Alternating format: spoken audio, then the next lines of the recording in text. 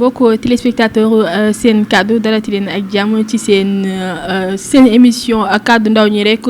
comme ni ñu koy baaxoo di defee rek semaine bu jot rek ma ànd ceeg yéen ak sama ay invité tey ñu fas yéene waxtaane li nga xamante ni moom moo ñeel réew mi du lenn lu dul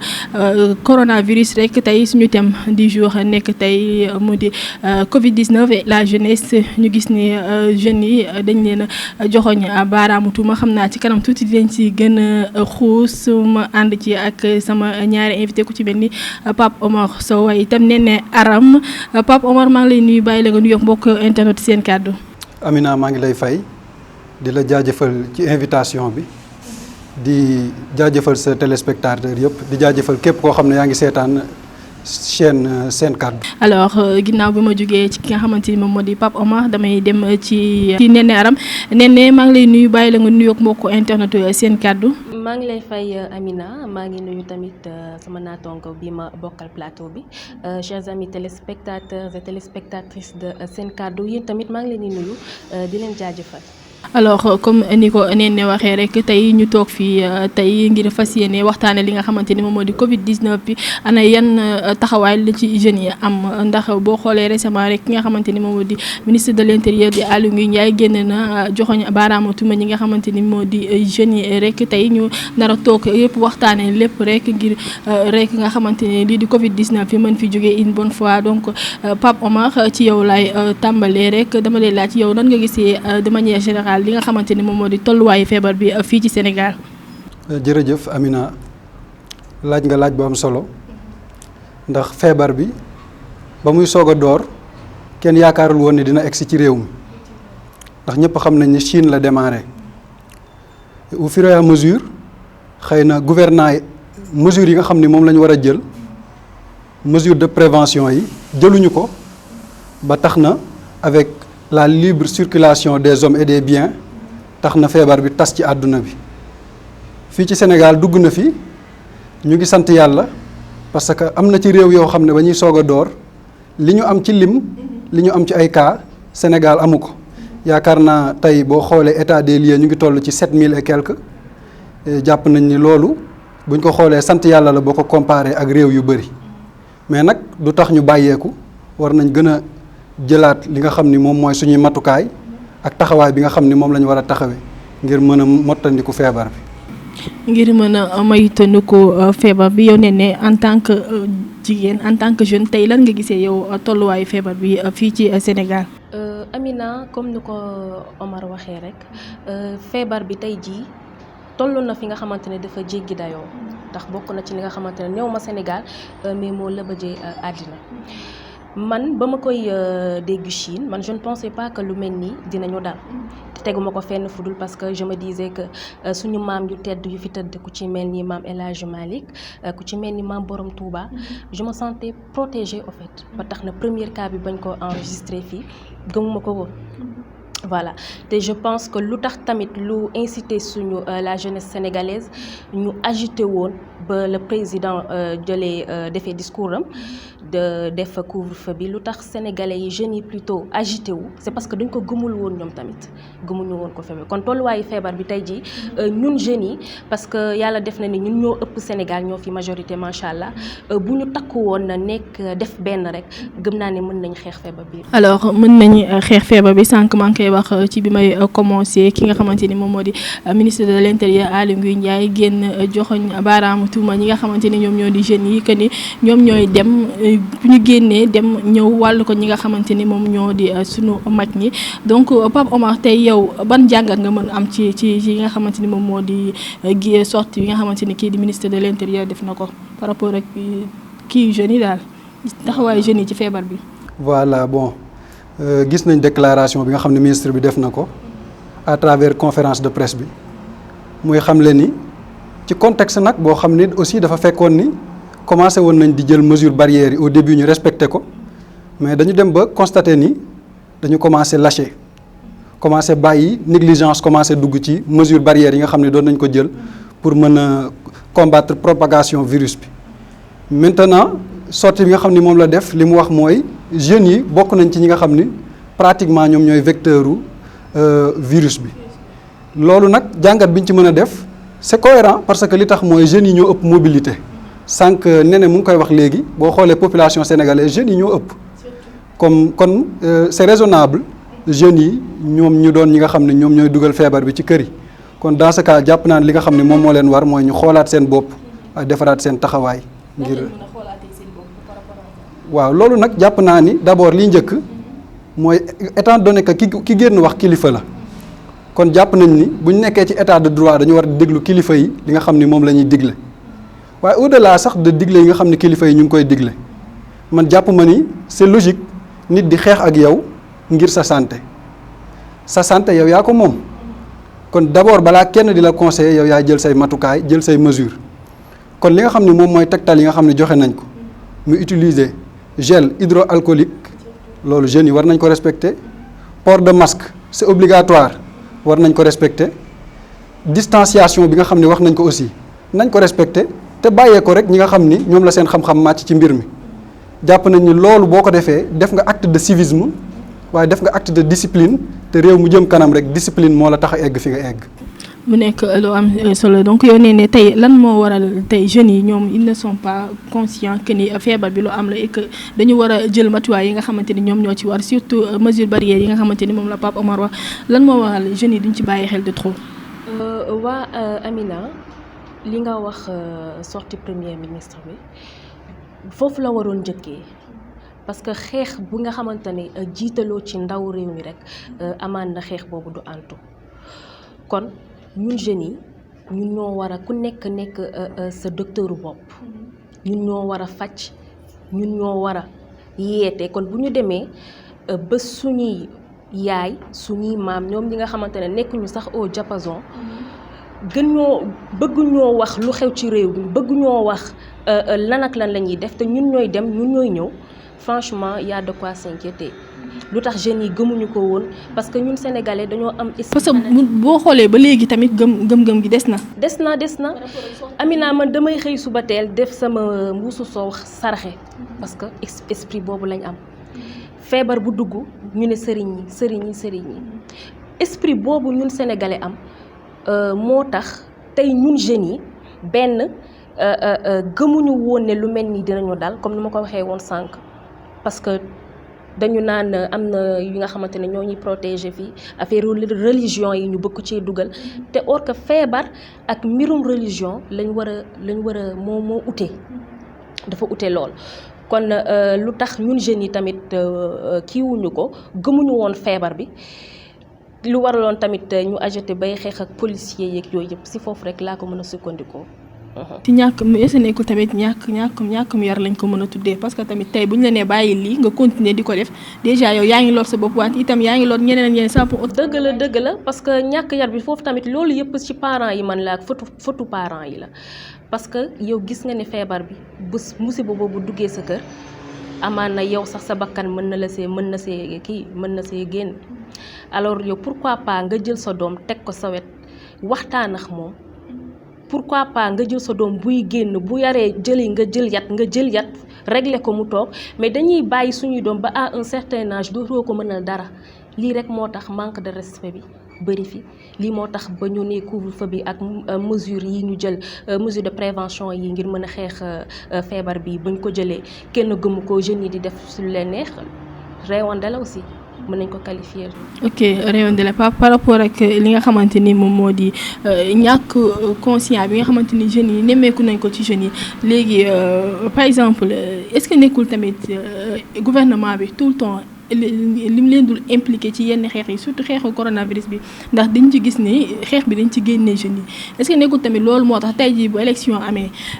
tey jeunes yi la ñuy gis ñoom la ñuy jiital ñoom ñooy nekk ci meeting yi lu nekk ñu def ko di def naka sudul noonu léegi tey est-ce que nekkul ci xeex bi tamit jeunes yi dañ ci sentir que ni dañ leen ci boolewul carrément moo tax gëmuñu ñu ne feebar bi am na carrément. jërëjëf Amina jërëjëf laaj nga laaj bu am solo mais avant maa tontu ci loolu. dama naan démarche bi nga xam ni moom la suñu homme politique yi jël aussi démarche la bu jar a xool parce que dama jàpp ni nit boo jëlee benn démarche di tere dara da ngay fexe aussi ñi ngi koy tere ñu gis ni yow li ngay wax lu méngoo la ak li am parce que boo xoolee dañu seetlu tâtonnement ci doxalin bi au début dañu la da ngay takk masque mais y a des masques yoo xam ni moom lañ def spécifiquement pour mën a xeex pandémie bi ñu dem ba un certain moment ñu seetlu ni léegi ñu ne tous les masques sont bons loolu daanaka mën nañ ni tâtonnement la te incohérence la aussi ci dirigeants yi mënuñu nangu tamit nga ni nañu respecter distanciation bi ci oto yi nit ñi di dend bu demee ci jàkka yi nga ni nañu respecter 1 mètre yooyu yëpp ay incohérence la yoo xam ne dafa am te jàpp nañ ni aussi kilifa booy dox démarche da ngay topp démarche bu logique pour ñi nga yilif mën a dégg ndax lu cohérence moom ñëpp a ko xam choléra amoon na fi mais kenn weddiwul ni choléra am na ndax nit ñi teg nañ ci seen bët am na yeneen ak yeneen i feebar yoo xam ne am na ndax nit ñi teg nañ ci seen bët soxlawul woon sax ñu li leen ci sensibilisation yu metti yi xam nañ ni seen intérêt moo ci nekk. maintenant question bi nga laaj ci implication jeunes yi c'est obligatoire kon mën naa ni état bi kon daf ci yéex a yeewu loolu lay def rattrapage à travers la déclaration du ministre de l'Intérieur Aly Ngouille Ndiaye moo tax mu génnaat def sorti mais suñ ko teeloon a xam au début kon daanaka jeunes yi ñoom ñooy porter combat bi. boo xoolee au début étranger yi lañ waxoon ñoom ñoo ko fi andi mais actuellement jeunes yi ñoo dese feebar bi ñoom ñoo koy andi di ko dugal ci biir kër yi. lu wér ay mesures sax boo koy jël da nga koy perfectionner tey jàppoon nañ ni te ba Covid bi di soog a dugg Sénégal mesures yi nga xam ne moom lañ doon jël fi mu tolloon mooy bloquer étranger yi ba duñ dugg di fi indi feebar bi maintenant après nga interdire leen ñu dugg ci territoire national bi mais léegi à l'intérieur yow yan mesure nga war a jël pour virus bi aussi du propager wu. mais malheureusement combat bi nga xam ni jeunes yi ñoo ko waroon porter moom la ñu sàggane léegi nag dem nañ ba ci digg bi ñu conscient que ni jeunes yi ñoo ko waroon porter moo tax ñu génn di def déclaration yu mel nii. ok léegi nee ne par rapport ak question bu ma posé Pape Omar jeunes yi ban taxawaay nga yaakaar ne jeunes yi aussi ñàkk taxawaay ñàkk li ngeen ñàkk impliqué ci li nga xamante ni moom moo di xeexu feebar est-ce que nekk joué wul aussi le fait que ñu wax ni carrément bàyyiwuñ xel carrément ci li nga xamante ni moom moo di feebar bi que lu am la. dëgg la Amina mooy comme ni ma la ko waxee sànq rek ndaw dafa bokk ci lu mën a suqali réew te xeex boo jiital du mag ñi ñooy dem xeex doo dem fekk sama maam bu góor nga ne ko da ngay dem guerre ndaw moo mën a suqali réew ndaw moo mën a xeexal réew kon. Gouvernement bi Aly Ngouille Ndiaye seen première sortie plutôt le président de la République jeunes yi la waroon def tout ba attirer seen attention bien vrai que am na beaucoup de publications yi nga xamante ne liées à la Covid-19 moo ngi jàll ci télé bi chanteurs yi di ko way et tout mais jeunes yi dañ koy jàppee comme waya non diw moo daal. message bi sax booy xool duñ ci bàyyi xel de trop. duñ ci bàyyi xel parce que musique bi la ñu gën a mettre en avant. kii moo dàkkale am na benn chanteur récemment Fatou Lawbe ba mu génnee ñëpp ko doon critiquer te or que moom dafa doon sensibiliser jeunes yi conscient wu ñu woon ci feebar bi mais plutôt ci scène théâtrale yi ñu doon jouer woy yu ñu doon woy pour sensibiliser moo tax bàyyiñu ci woon suñu xel te gouvernement bi nu ñuy defee seen campagne dem di seeti jeune ndawu réew mi di ànd ak ñoom ñuy dugg fu ne di financer di leen jox paas di leen jox ñuy lekk mais pourquoi pas ñu def noonu pour Covid-19 bii mën a génn suñu réew buñ ko commencé woon foofu dem seet ndaw réew mi quartier bu nekk regroupé ndaw ña fa nekk sama rakk bii bu génnee war a football yi man ndaw mi war naa dem fekk leen foofu tas leen dëppe leen man mi seeni mag man mi gis xale yi di dee na plage la ñu jëm def mbas mi moo ngi gën a jëm kanam mais dama leen di dëppee bu jaree ñu def porte à porte association yi bari na ci quartier yi porte à porte dem dugg wax ak seeni yaay ak seeni papa loolu gëm naa ni ñu ndaw ñi bu ñu taxawoon noonu ak bu ñu njëkkee woon na ci ndaw yi rek gëm naa ni feebar bi du agsi fii. feebar bi du agsi fii comme ni ko Néné waxee rek di leen fàttali ni que yéen a ngi seen émission kàddu ndaw ñi rek tey ma am comme invité ki nga xamante ni moom moo di Pape Omar Sow waaye itam Néné Aram donc tey ñu fas yéene waxtaanee li nga xamante ni moom moo di mbas mi la jeunesse taxawaayu jeunes yi rek ci biir li nga xamante ni moom moo di fièvre bi ci biir réew mi donc Pape Omar par rapport ak masque yi laay dikkaat ak yow parce que sànq yaa ngi koy soulever port masque yi tamit nemmeeku nañ ni jeunes yi farataaluñ ko lool te boo xoolee ñoom d'habitude ñi ngi génn di demalante di dikkalante donc tey lan lañu war a mën a def tamit ba attirer attention jeunes yi te par rapport ak masque yooyu noonu que ni dañ ko war a takk à chaque fois. bon voilà laajaat nga laaj bu am solo man je vois que ni loolu boo ko gisee rek dafa fekk ni message bi moo desee jàll parce que nit bu conscient wee ci ni bu takkul masque dafay dee wala bu takkul masque dafay feebar jàpp naa ni du ko fowe du ko négliger kon jàpp naa ni même bu laajee sax mais loolu nag man la engagé sama gis-gis la personnel que ni communication bi bu laajee mu agressive tuuti baax na te boo xoolee tabagisme bañ ko doon xeex communication bi dafa war a agressive parce que tamit ba parce que ba Covid bi commencé ba léegi man seetaanaguma benn public reportage boo xam ne dañuy wane hôpitaux yi carrément voilà seetaanaguma benn public reportage boo xam ne dañuy wane hôpitaux yi carrément nit ñi ñu wane ñi corona ak situation bi nga xam ne moom la ñuy dund mais ñu sensibiliser nit ñi aussi wan leen ni corona bi day dal ay jeunes day rey ay jeunes parce que dañoo gëmloo nit ñi ni corona bi aussi pratiquement ñi nga xam ne ñi âgé yi lay rey loolu aussi problème la ci boo seetloo ba ñuy combattre campagne de communication bi nga xam ne defoon nañ ko ci ba ñuy xeex tabagisme bi boo seetloo dañoo jël ay cercueil def ko ci ay panneaux publicitaires wane carrément ni boo insister ci lii dina yàq sa poumon te da lay rey loolu aussi bokk na ci li nga xam ni message la boo xam ne buñ ko jaaralee fi ñu ko war a jaarale ko ci relais communautaire yi jaarale ko ci influenceurs yi jàpp naa ni jeunes yi dinañ ci jot te dinañ ci conscient. jeunes yi dinañ ci jot te dinañ ci conscient donc est-ce que tamit nekkul tamit jeunes yi dañ naan carrément ne que ni mag ñi lay rey man je m'en tape lu ma neex laay def du ma sol masque du ma respecter mesure est-ce que nekkul tamit loolu jeunes yi dañ ko def seen xel de trop moo tax tamit en plus tey jii bu fekkonte ne tey gouvernement bi tey sortie yi ñuy def dañuy won ne carrément feebar bi day rey jeune mais ñoom tout le temps dañ naan mag lay rey donc est-ce que jeunes yi tamit loolu bu ñu defee seen xel de trop loolu est-ce que tamit dinañ bàyyi xel carrément ci li nga xamante ni moom gravité feebar bi. Je ne pense pas nag Amina parce que boo nee mag yi lay rey sa yaay mag la sa papa. non xam nga ñoom d'habitude ñoom ñooy def sortie yooyu tey jii bu ñu waxoon carrément que ni jeunes yi tamit da leen di faat. dëgg la mais Amina nit ku nekk yaa war a nekk sa magum bopp. Da ngay gis ku wax ne masque yi da koy fat du ma mën a nooyi amuñu habitude bi qu'on se dise la vérité. Sénégal ñun ñoo amul habitude bi même bu dul woon Covid bii sax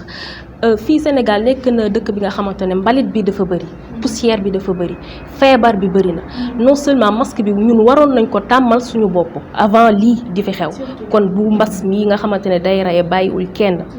nekk fii suñu biir réew franchement lépp li nga xamante ne mooy dëgër bopp ak reewande war nañ koo bàyyi te takk suñuy masque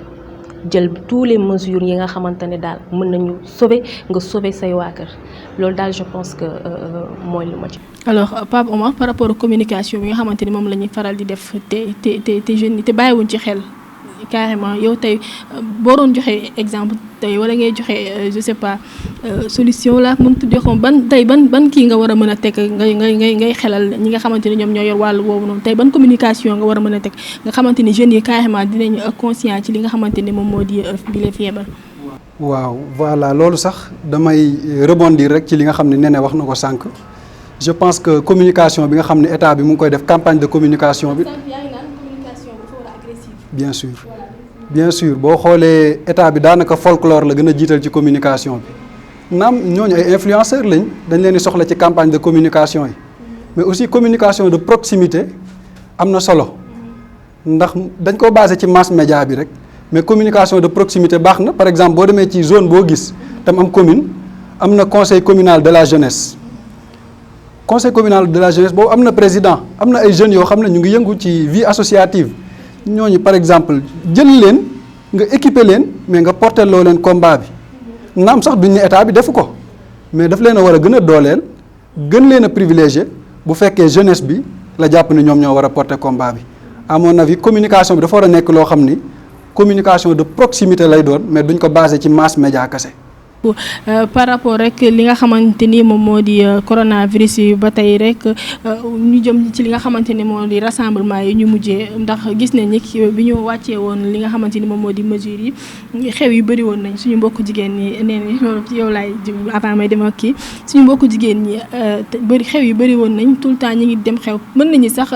résultats yi nga xamante ni moom moo jot a génn surtout par rapport ak cas communautaire yi mën nañ ni loolu moom moo ko yokk rassemblement yu bëri yooyu rawatina xew yi parce que boo ci demee rek nit ñi duñu faral di respecter li nga xamante ni moom moo di mesure yi donc tey jii est-ce que ñun en tant que jigéen en tant que jeune tamit est-ce que tey corona bi waruñu woon mën a yee économiquement pour ëllëg pour waa waruñu woon mën a yee économiquement tey ñu bàyyi xel carrément que ni feebar bi dañu war a occasion la pour ñuy économiser. dëgg la Amina feebar bi dafa tëj ay porte yu bari dugg beeg di génn bi xaalis bi dara duggatul kon képp kuy jigéen rek waroon nga cee mën a yeewu gis ngeen ne sax si boo seetlu torop yàq yi bari na trop mais xew dafa bokk ci ñun Amina dafa bokk ci ñun sénégalais boo xewul sax dañ lay critiquer lu tax defoo lii gis nga waa moom gis nga bâcham ba nit nekku fa waaye non seulement problème mu xaalis moo ngi ci dëkk bi mais te ñoo ngi koy jooytu ñin ñaa ngi koy jooytu mais bu ñuy xew da nga naan ko ñii lan la exactement lan lañ bëgg ñun jigéen ñi ñoo gën a man ku ma wowoon xew léegi damay dem qu'on se dise la vérité dafa bokk ci ñun bien vrai que feebar baa ngi fi xew daal Amina moo bokk ci ñun te léegi ak contexte Covid bii nii tamit est-ce que du woon occasion tamit ñu si mais bu njiitu réew mi génnee ne ku nekk na dund ak feebar bi franchement loolu mooy bàyyi nañ suñu loxo. mais dund ak feebar bi n'empêche da nga war a xam yow jël seen waaw mais attends ki nga xamante ne moo ngi teg bëtam ci feebar bi ñin ñaa ngi dee faalew ko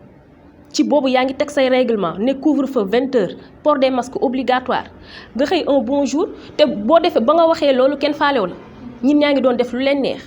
après nga génnaat ne bon nañ dund ak feebar bi franchement loolu nit ñi dañuy jaxasoo bien vrai que nag ñun waroon nañ ci yeewu profito di économiser fii tamit lañ mënoon sax jàngee xew yu rëy yëpp ñu mën koo bàyyi ñu mën koo wàññi fii rek lañ ko mënoon def ku nekk am ci habitude mais ba léegi am na ñu ngi xew ba police récemment fii sama koñ noonu police moo ñëw wàcce tente ya ce qui veut dire que ñun faalew ñu feebar bi xew yaa ngi am ñin ñaa ngi bëgg a xew bëgg a dem surtout nag mbas mi instant bi dafa tombeek ñëpp am jot kenn dematul kenn dikkatul kon bu ñuy wootee xew rek ñëpp dañ fay daw kon je lance un message sama moroomu jigéen ñi ndax xew yi fan yi mu bari na lool macha allah nañu nangu di économiser nañu bàyyi xew mu rëy fii lañ ko mën a jàngee te fii rek la mën a lawee kon nañ ko arrêté daal. te donc surtout contexte bi ñu nekk rek mu nekk contexte Covid-19 donc par rapport ak toujours ci rassemblement yi nga xamante ni ñu ngi koy faral di nemmeeku rek surtout ci xew yi Pape Omar si nekkul tamit tey boo xoolee ñi ñu jiitee récemment ñu ngi ci ay vidéo yi nga xamante ni ñoom ñooy daw si nekkul tamit ci ñoom la ñu gisee loolu ba copier ko ba am fitu tamit tey ñun di taxaw ci yenn xew yi en plus aussi par rapport ak question bi ma posé Aram donc est-ce que nekkul tamit occasion la woon ci Covid-19 yi ñu xam nan la ñuy économiser ñun surtout ñun jeunes yi. bien sûr parce que xam nga Sénégal dafa nekk société boo xam ni boo waxee wàllu diine wàllu pas-pas ñëpp dañuy wane ne am nañ fu ñu bokk waaw ñëpp dañuy wane ne am nañ fu ñu bokk te fi ñu bokk am nay enseignement ak ay tegtal yoo xam ne daf koy joxe et alxuraan dafa wax ni wala tubazir tabzira bu leen di yàq alxuraan delluwaat wax yàlla di wax naan atamuruna naasa bil birr wa tansawna anfusakum di wax ak nit ñi mu ne leen ndax da ngeen di digal nit ñi lu baax ba pare fàtte seen bopp kon ma jàpp ni ñaari angle mu ngi ci kilifa yi nga xam ni aussi ñoom ñooy digal nit ñi naan leen def leen nangam ñoom ñoo war a montrer le bon exemple mais yow ngay sant nit ñi naan leen def leen nangam ba pare di ko def loolu tamit su ci nit ñi toppul wax dëgg yàlla tamit dafa fekk ni yow li nga wane rek loolu la ñu def man noonu laa ko gisee kon bu ñu bëggee discipline dafay tàmbalee ci dirigeants yi ñu discipliner bu ko defee citoyens yi discipliner. man bu fekkee am naa ay recommandations yoo xam ne dama koy jox jeunes yi wala message boo xam ne dama koy envoyer à la jeunesse message boobu mooy dëgg la Sénégal mag ñu baax tëdd nañ fi dëgg la sutura yàlla moo ko yor waaye ndimbal da ciy fekk loxol borom. ndimbal da ciy fekk loxol borom mooy soo bëggee yàlla taxawu la soo bëggee barke mag yi jëriñ la li nga war a def mooy nga respecter port de masque bi nga xam ne autorités yi nee nañ c'est obligatoire waaye aussi nga jëfandikoo gel hydroalcoolique boo jugee ci activité yoo xam ne dafa am ay contact par exemple jàpp naa ni loolu soo ko defee ak respecter distanciation bi lépp luy mesure barrière rek mu jàpp naa ne soo ko respecté di nga aar sa bopp non seulement mais yaa ngi aar ñi nga dëkkal mais rawatina nag ñi nga xam ne ñoom ñoo gën a vulnérable ci maladie bi muy ñi nga xam ni mooy les personnes âgées jàpp naa ne daal yomb na te def ko aussi c'est un acte de civisme def ko aussi c'est un acte de citoyenneté te liy jëmale réew mi kanam bépp doomu réew mi ak âge boo munti am rek am nga ci responsabilité. alors Néné ma bàyyi la nga joxe benn message bu nga xamante ne jeunes yi lay déglu à travers seen kàddu nga jox leen ko rek directement. voilà man fu may njëkkee rek mooy suñu dernière question xew yi sama mbokku jigéen yi maa ngi leen di woo lépp luy xew nañ def farata ba ku nekk ñibbi xew neex na lool waaye li nga xamante ne sa bakkan attan na say des je pense que mieux vaut ñu bàyyi rassemblement bi bàyyi xew yu rëy yi ñu def farata ku nekk ñibbi te ñu jël mesure de prévention yi raxas loxo port des masques dëgg la dalay fat waaye boo nekkee ci mbooloo takk ko te mbooloo sax bu fa yàgg ngal la nañ xeex ngir feebar bi jóge fi ku nekk mën a delluwaat ca la nga nekk. alors je pense que ni ñu ko waxee nekk na loo am solo rek ñu jéem a respecter surtout ñun jeunes yi boo xoolee ñun ñàkk respect bi si ñun la ëppee rek ñu jéem a respecter li nga xamante ni moom moo di mesure barrière yooyu bokk na ci li nga xamante ni moom moo di port masque yi waaye itam respecter distanciation physique bi soo génnee wala ngay dugg sa kër nga raxasoo ak savon ordinaire yaakaar naa ni seerul wala nga ngànnaayoo li nga xamante ni moom moo di solution gel hydroalcoolique soo bëggee sëkkat wala ngay tichooli tamit nga jël mouchoir boo si paree rek poubelle bu la gën a jege rek nga sànni ko fa je pense que loolu buñ ko defee rek dinañ aar suñu bopp waaye itam dinañ aar ñi nga xamante ni ñoom ñooy amee fièvre chronique yi waaye itam ñi nga xamante ni suñu mag yi nga xamante ni dañu fragile actuellement dara xajul seen yaram donc je pense que rek loolu buñ ko defee rek solution dina am incha allah balaa yàgg rek comme ñun jeunes yi lañu jiiñ affaire bi rek ñun lañ joxoñ baaraamutuma donc jot na rek ñu bàyyi xel bu baax a baax ci li nga xamante ni moom moo di fièvre bi ñu àndandoo xeex ko rek ngir éviter li nga xamante ni moom moo di propagation bi donc Pape Omar yow ak neen yëpp dama leen di bàyyi ngeen tàggatoo ak ñi nga xamante ni ñoom ñoo leen di seetaan ndax temps bi xoj nañu. waaw voilà Amina ñoo ngi tàggatoo ak nos chers amis téléspectateurs de Sen Kaddu di leen wax indam tamit ngeen dolli di abonné ci chaîne bi rek di dolli di suivre tamit chaîne bi ndax kaddu askan wi moom yéen askan wi la fi nekkal yéen la ñuy gunge kon duma def rek di leen jaajëfal yow tamit Amina ci invitation bi. alors Pape Omar doy tàggatoo. merci beaucoup Amina ci invitation bi et émission bi dama koy rafetlu bu baax ndax dafa fekk ni rek réew moo dem boo bëggee xam avenir ba da nga koy xool ci jeunesse ba na mu mel. kon jàpp naa initiative yu mel nii initiative la yu jar a encouragé jox kàddu ndaw ñi ñu wax seen xalaat ci li nga xam ne moom mooy doxalinu réew mi lu rafet la loolu nag su amee yow it ñu ngi la ciy jaajëfal bu baax di wax ni ñoo ngi lay suivre di la wax ca kaw ca kanam incha allah. alors man mii aussi dama leen di jaajëfal seen kàddu aussi mi ngi leen di jaajëfal ci seen disponibilité bi donc tey comme ni ma ko waxee woon sànq rek ma amoon ñaari invité ku ci mel ni Néné Aram rek waaye itam Pape Omar Sow rek tey ñu fas yéene woon ñu doon waxtaanee li nga xamante ni moom moo ñeel Covid 19 bi par rapport ak taxawaayu jeunes yi rek ndax boo xoolee dañ ñoo joxoñ baaraam tuma donc baaxoon na tey ñu waxtaanee ci jéem cee indi ay solution ana naka la ñu war a mën a def ba jeunes yi rek ku ci nekk bàyyi sa xel ci li nga xamante ni moom moo di fièvre bi rek juste pour mu jóge fi une bonne fois ba ku nekk dellu ci say activité donc kon lii lañ leen indiloon ci seen émission kaddu ndaw ñi rek di leen jox dig daje incha allah waaye itam balaa may tëj damay jaajëfal ñi nga xamante ni ñoom ñoo nekkoon ci technique bi ku ci mel ni Bokar Dieye nekkoon ci caméra bi waaye itam maa nekk ci réalisation bi donc di leen jox dig daje di leen jaajëfal ba semaine prochaine incha allah ci beneen thème ak yeneen invité